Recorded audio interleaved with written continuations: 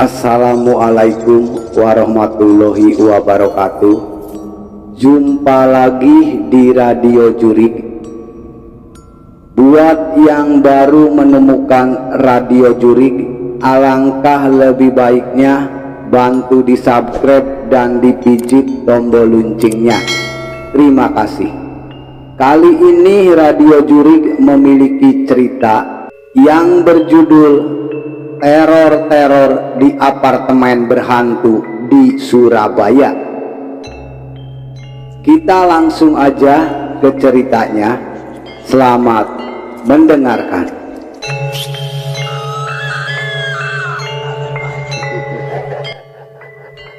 Ini adalah ceritaku semasa kuliah di Malang, sekitar tahun 2012 sampai tahun 2013. Jadi waktu itu aku sudah menyelesaikan semua mata kuliahku yang wajib dan sudah selesai magang di tahun 2011. Skripsi nanti dulu, nunggu teman-teman yang masih ngulang mata kuliah. Menjunjung tinggi solidaritas bersama teman. Karena merasa punya banyak waktu luang, aku memanfaatkan nyari aktivitas luar kampus, seperti ikut komunitas fotografi Android Malang dan beberapa komunitas sosial lainnya. Pada saat itu aku pun menerima job grafik desain dan fotografi sebagai foto PC ku dulu. Singkat cerita, ada senior kampusku yang kebetulan kakak kelasku di SMA juga, namanya inisial Niko. Mas Niko sama kayak aku, dia nyambi kerja sampingan selama ngerjain skripsi di kampusku. Sangatlah wajar kalau angkatan-angkatan tua lama lulusannya karena asik nyari duit. Mas Niko ini dulunya kerja di EO yang ngurusin event-event produk HP, laptop, dan properti. Sampai akhirnya dia jadi sales properti di Surabaya. Beberapa kali dia minta bantuanku untuk bikin desain promo jualannya, seperti desain poster event, brosur, dan lainnya. Tapi namanya juga freelance dan dibayar oleh individu. Upah yang kuterima enggak gede. Setelah beberapa kali orderan, aku ditawarin Mas Niko untuk kerja di developer tempat dia bekerja. Tentunya sebagai graphic designer dengan status karyawan kontrak 6 bulan, lalu diperpanjang 12 bulan. Gajinya ya jelas enggak gede lah, wong belum lulus S1, setidaknya ada penghasilan pasti tiap bulan. Oleh karena itu, selama kerja di sana aku numpang nginep di kos teman yang kuliah di Surabaya. Kalau weekend balik ke Malang. Singkat cerita, jadi waktu itu developer tempat aku kerja sedang bikin proyek baru, yaitu sebuah apartemen mid-class 3 tower. Karena itulah tenagaku dan pikiranku dibutuhkan. Pertama kali aku ke sana, aku sempat heran karena kupikir udah ada kantor marketingnya yang sangat megah. ternyata masih berupa lahan kosong dengan pohon-pohon tinggi nan besar serta tumbuhan-tumbuhan yang lebat. Tapi kantor untuk kita sudah disiapkan di basement, di bawah parkiran sebuah restoran soto, ambengan, dan lontong balap. Lahan yang dibangun di apartemen nantinya itu ada di belakang resto tersebut. Dulu kantor marketingnya belum ada. Di gambar udah aku sertakan karena males aja bikin 2 layan gambar. Seperti cerita urban, legenda yang sering kita dengar bahwa lahan kosong biasanya dihuni makhluk-makhluk dimensi lainnya. Terlebih banyak pepohonan tinggi dan besar. Tapi buatku yang waktu itu masih baru di sana, ya udah, aku anggap angin lalu aja.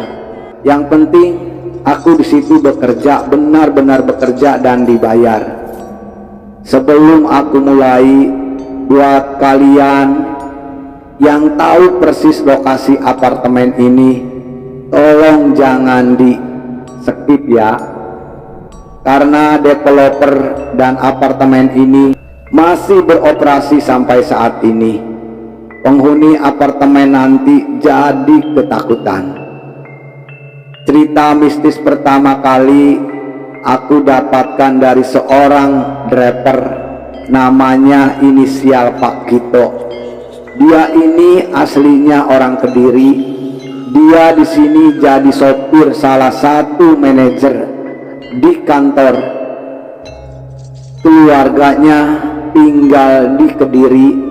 Jadi setiap setelah nganterin manajer pulang, dia balik ke kantor. Kebetulan di kantor dikasih ruangan yang dijadiin kamar buat tidur sopir dan OB. Waktu itu sekitar jam 9 malam, aku dan beberapa karyawan kantor lembur.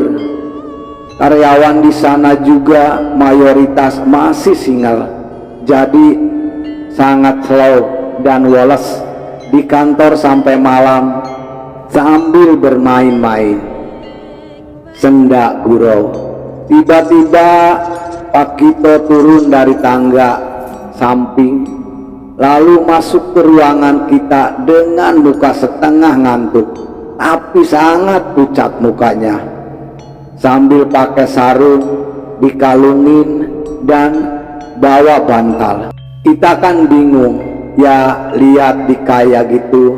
Sebenarnya di sini kita pakai bahasa Jawa, tapi biar mudah ku translate, langsung pakai bahasa Indonesia. Temanku nanya, kenapa Pak? Pak Gito malah balik nanya, Yono mana? Dia tidur di sini? Enggak Pak, lu lagi bersih ruangan bos, jawabku. Lalu Pak Gito nyamperin Pak Yono. Setelah itu kita lanjut kerja tanpa tahu ada apa sampai kita pulang. Besok siangnya pas jam makan siang, kita lagi istirahat ngerokok sama Pak Yono. Disitulah kita baru tahu cerita sebenarnya kenapa Pak Gito semalam tahu-tahu ke ruangan kita. Pak Yono ceritanya ternyata semalam Pak Gito diisengin di kamar tidur. Jadi sewaktu Pak Gito tidur, tiba-tiba dia merasa ada istrinya tidur di sebelahnya. Karena setengah sadar, Pak Gito ngelonin istrinya itu. Namun saat kemudian dia menyadari bahwa istrinya kan di Kediri. Saat dia membuka mata, ternyata benar yang dikelonin bukanlah istrinya, namun sosok pocong. lengkap dengan kain kapan yang sangat lusuh, bukan guling yang dipeluk waktu awal dia tidur, bukan pula istrinya seperti dia bayangan tadi. Ya tentu saja Pak Gito langsung ketakutan dan akhirnya dia ke ruangan kita malam itu. Akhirnya Pak Gito dan Pak Yono tidur di ruangan kerja kita. Tidak ada yang berani tidur di kamar mereka. Sorenya kita rame-rame nanyain kebenaran cerita ini ke Pak Gito. Dia pun mengiyakan. Sekitar 8 bulan kemudian barulah pertama kali aku mengalami sendiri. Jadi sebelumnya selain cerita Pak Gito ada beberapa cerita lain, dan security dan OB Pak Yono cerita dia sering melihat bayangan putih lewat tangga sebelah kantor ketika bersih-bersih kantor di malam hari. Sepulang karyawan-karyawan pulang, tapi nggak ada siapa-siapa karena posisi kantor di basement dan jendela kaca menghadap ke tangga, jadi siapapun yang lewat pasti kelihatan. Security juga pernah cerita pengalamannya ketika patroli malam keliling kantor. Ketika dia turun tangga, dia melihat dari jendela luar kalau ada cewek berambut panjang masuk ke arah toilet dan pantry. Karena khawatir ada maling, dia langsung masuk ke kantor, namun ternyata kosong. Jadi waktu itu aku terpaksa lemburan ngerjain beberapa desain karena mau dipakai meeting si bos besok pagi. Karena aku kerjanya pakai PC kantor, jadi nggak mungkin ku bawa pulang. Alhasil mau semalam apapun aku harus kerjain di kantor. Waktu sudah menunjukkan pukul 10 malam. Teman-temanku yang tadinya cuma nemenin sambil main gitar, main game, nonton film, udah pada pulang. Tinggal aku sendiri di kantor. Pikirku sih enggak masalah toh, di ruangan sebelah ada Pak Gito dan Pak Yono. Kalau ada apa-apa aku tinggal ke sana. Sampai pukul 12 lewat, kerjaanku belum selesai. Masih ada beberapa desain yang aku sendiri belum sreg. Ketika itu sudah muncul bayang-bayang sekelebat putih yang lewat tangga. Awal kupikir kucing, tapi begitu melewati pintu kaca kok setinggi manusia. Pikiranku udah kacau sebenarnya, tapi aku berani-beraniin demi kerjaan beres supaya besok aku nggak perlu ngantor pagi-pagi banget. Seketika itu aku ngomong sendiri dengan maksud didengar sama makhluk-makhluk tak kasat mata di situ. Aku bilang begini, iya, nanti jam 1:30 aku pulang. Karena mungkin seperti di kosanku yang di Malang, makhluk beginian katanya jam aktivitasnya tuh malam sekitar jam segitu. Karena saking fokusnya tak terasa sudah hampir jam 2 malam dini hari. Lagi menatap layar monitor, habis kirim email kerjaan, tiba-tiba pintu kaca yang menuju ke arah tangga bergetar cukup kencang, seperti digoyang-goyang dari luar. Sontak aku kaget banget, langsung merhatiin pintu tersebut dan berharap ada orang yang masuk, entah security atau Pak Yono. Namun nihil, tak ada siapa-siapa. Sepersekian detik aku masih mencoba menalar kejadian barusan. Barangkali ketiup angin, tapi malam itu tenang, tak ada angin berhembus. Tanpa mencoba bernegosiasi lagi, aku langsung matiin PC dan buru-buru pulang. Mana mau nggak mau harus lewat pintu itu, karena itu satu-satunya pintu yang dibuka kalau lembur. Pas keluar lewat pintu itu, aku pamitan yang entah ke siapapun itu. Permisi, permisi, ini aku pulang, beneran ya, aku mau pulang. Sekitar 6 bulan aku bekerja kantor marketing, akhirnya selesai. Di sana hanya untuk tim sales dan marketing. Bangunan tersebut terdiri dari dining room, show unit, toilet, tamu di lantai 1 dan marketing room, sales area, toilet, pantry, musola, ruang admin di lantai 2. Pak Danu adalah seorang manajer marketing di tempatku bekerja. Ruang kerjanya di lantai 2 bersama dengan admin marketing. Suatu malam Pak Danu lembur di kantor marketing sendirian. Tim sales dan admin sudah pulang sehabis maghrib seperti biasanya. Yuda, salah satu admin, mengingatkan Pak Danu sembari berpamitan, "Pak, jangan pulang malam-malam, di sini serem loh." Tapi Pak Danu malah cengengesan, dikiranya Yuda bercanda. Ketika sudah mulai malam sekitar pukul 20, mulailah gangguan-gangguan kecil muncul. Pak Danu masih cuek dan berkuat pada laptopnya, tapi memang dia dikenal cukup pemberani. Tiba-tiba ada remote AC jatuh tepat di samping meja kerjanya. Pak Danu masih cuek sambil mengambil remote tersebut, kemudian ditaruh di meja tepat di samping laptopnya. Sedang fokus mengetik, tiba-tiba jatuh lagi remote AC tersebut. Hanya saja kali ini berbeda sedikit, dilempar.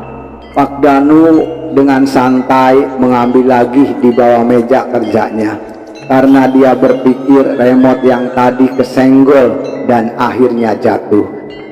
Ketika ditaruh di meja, barulah dia menyadari ternyata itu remote yang berbeda, karena sekarang terdapat 2 remote AC di meja dia. Pak Danu mulai sedikit ketakutan. Semua ruangan sudah kosong, tak ada satu orang pun. Bahkan OB sudah mematikan lampu pantry dan marketing room, namun dia masih berkuat dengan laptopnya dengan mengesampingkan rasa takutnya. Tiba-tiba ada lagi suara remote jatuh di bawah mejanya, lebih kencang daripada sebelumnya, seperti dilempar.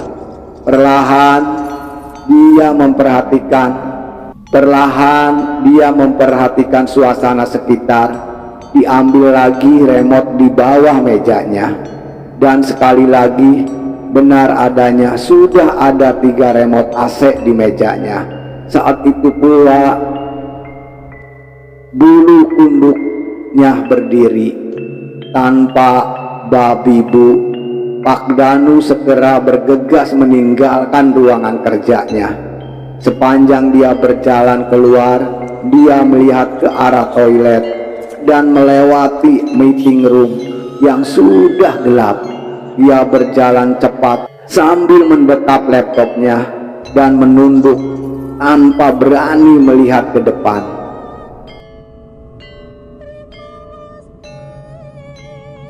Itulah cerita radio Jurik yang memiliki judul Teror-teror di Apartemen Berhantu di Surabaya. Semoga cerita Radio Jurik bisa menghibur teman Radio Jurik semuanya. Alangkah lebih baiknya buat teman Radio Jurik yang mau meninggalkan Radio Jurik, bantu di subscribe dan dipijit tombol loncengnya. Terima kasih. Agar bisa mengikuti cerita-cerita Radio Jurik yang lebih seru dan lebih seram lagi. Buat teman Radio Jurik semuanya, selamat beraktivitas dan tetap semangat.